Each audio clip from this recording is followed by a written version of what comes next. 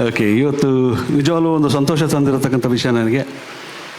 ಯಾಕೆಂದರೆ ಇದೇ ಸಿನಿಮಾ 100 ದಿವಸ ಆಚರಿಸಿದಾಗ ಚೌಡಯ್ಯ ಮೆಮೋರಿಯಲಲ್ಲಿ ಬಾಬು ಒಂದು ಫಂಕ್ಷನ್ ಮಾಡಿದರು. ಆ ದಿನ ನೆನಪಾಗ್ತಾಯಿದೆ ನನಗೆ. ಇದೇ ಥರ ವೇದಿಕೆ ಮೇಲೆ ನಾವು ವಿಷ್ಣುವರ್ಧನ್ ಸರು, ಪ್ರಿಯಾಂಕಾ ಮೇಡಮ್ ಎಲ್ಲ ಕೂತಿದ್ವಿ.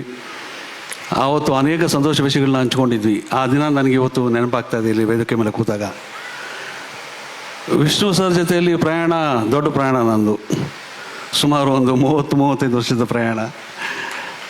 ನಾನು ಮೊದಲನೇ ಸಲ ಅವ್ರನ್ನ ಭೇಟಿಯಾಗಿದ್ದು ಜನನಾಯಕ ಚಿತ್ರದಲ್ಲಿ. ದೇವನಹಳ್ಳಿಯಲ್ಲಿ ಅಂಗಡಿ ಬೀದಿಯಲ್ಲಿ ಶೂಟಿಂಗ್ ನಡೀತಾ ಇತ್ತು. ಆವತ್ತೇ ಮೊದಲನೇ ಸಲ ನಾನು ಅವ್ರನ್ನ ಭೇಟಿಯಾಗಿದ್ದು, ಅವ್ರ ಜೊತೆಯಲ್ಲಿ ಆ್ಯಕ್ಟ್ ಮಾಡಿದ್ದು ಕೂಡ ಸಹ ಆವತ್ತೇ.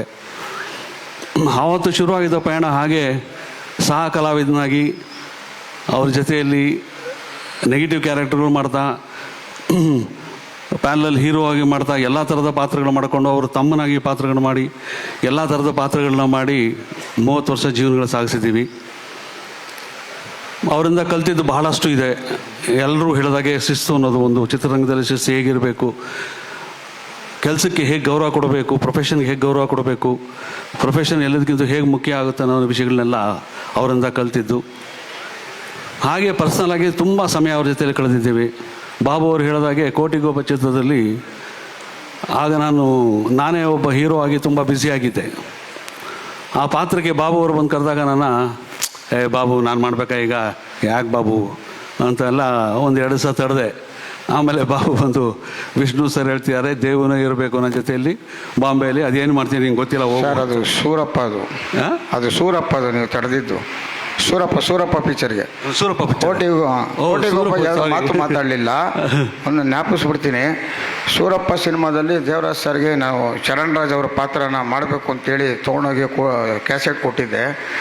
ಕ್ಯಾಸೆಟ್ ನೋಡ್ಬಿಟ್ಟು ನೆಕ್ಸ್ಟ್ ಡೇ ಬೆಳಿಗ್ಗೆ ಫೋನ್ ಮಾಡಿ ಬರ್ತೀಯಮ್ಮ ನಿನ್ನ ಮನೆಗೆ ಅಂದರು. ಹೋದೆ.